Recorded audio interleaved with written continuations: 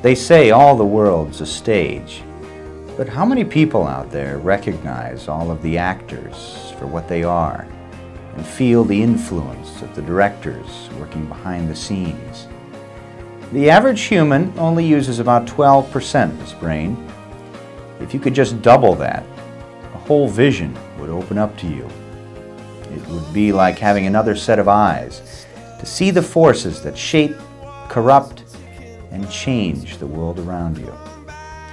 What I'm talking about is the oldest of stories, the battle between good and evil, heaven and hell, and humans are caught right in the middle.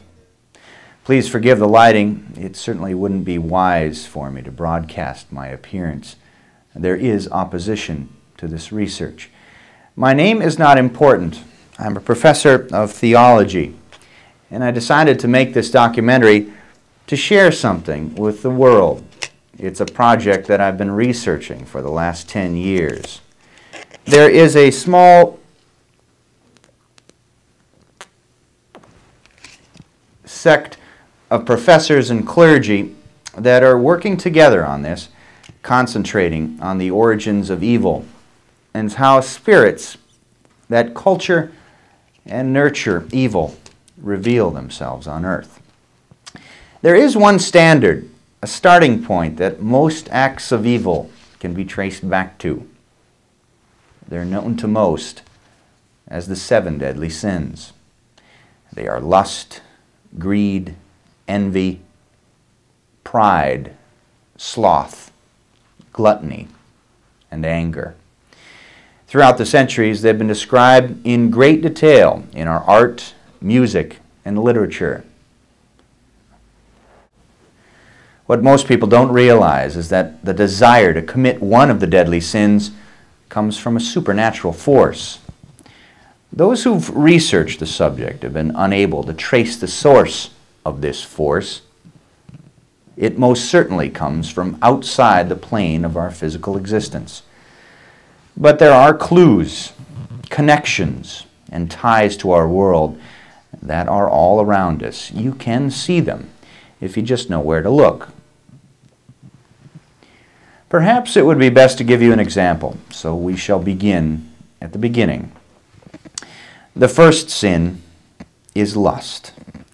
Despite Freudian teachings, one does not cross a threshold of sinful lust because of their background or upbringing. I love myself. I want you to love me. A person's makeup can make them susceptible to manipulation, but there are forces that are responsible for the manipulation. The forces cannot inhabit a living form, but rather hide within the confines of an inanimate object. The object or objects must be located within the aura of a susceptible human. In the age of internet pornography, it is not hard to find someone who's being manipulated by a spirit of lust.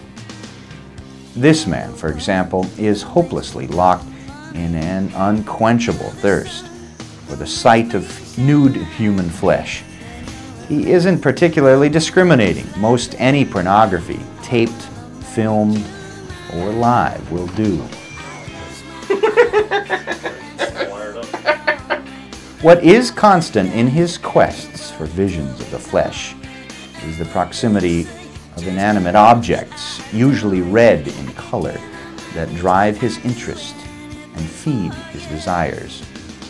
Inside of those objects are the spirits of sinful lust that can move to other objects at will, but will usually stay with a host as long as possible in hopes of swaying the subject to the side of evil. Let me give you another example.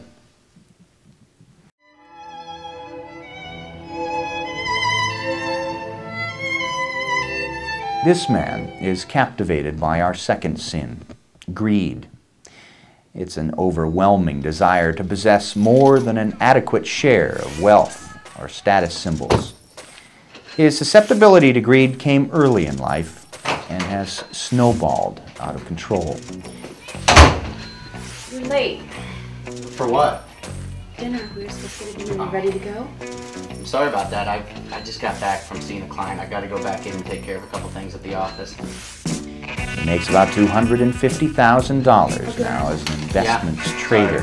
His drive and determination compelled him to seek the perfect car, the perfect wife, and children. But his greed will never allow him to relax. There is always something that is just out of reach.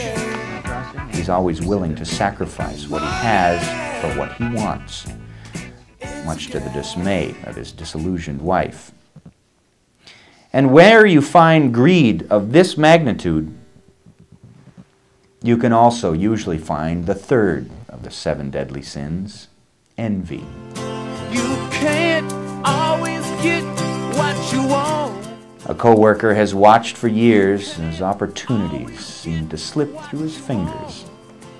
His life is also not about enjoying what he has, but about wanting to have what is owned or possessed by another.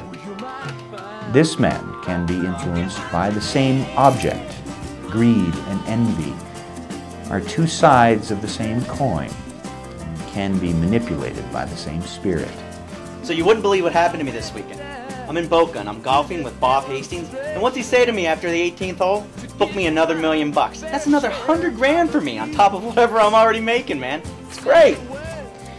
Typically, the human caught by the sin of envy lacks the desire to covet another's major possessions. He typically takes pleasure in small victories, stealing items that can't be traced back to him, and jeopardize his ability to sit on the sidelines and stew in the sin of envy. Now, pride is another animal altogether. It does not sit on the sidelines waiting for scraps.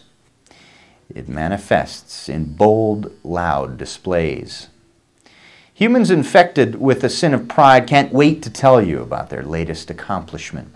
They seek out ways to prove their perceived superiority. They are often described as egotistical and believe that the world revolves around them. Unfortunately, a high level of technology that exists in today's society feeds a prideful man with opportunities to bask in the glow of appreciation by a great many others. It feeds their sin and makes it grow out of control. The world is my oyster. Film Fest movie, done. That's awesome. I can't believe how good it came out. It's awesome. I'd say if there was a prize for first place, winners. Winners. You're the man. No, you the man. No, really, you're the man. No, you the man. Is there anything that we could have done to make this movie better? Are there any bad parts? I don't think so.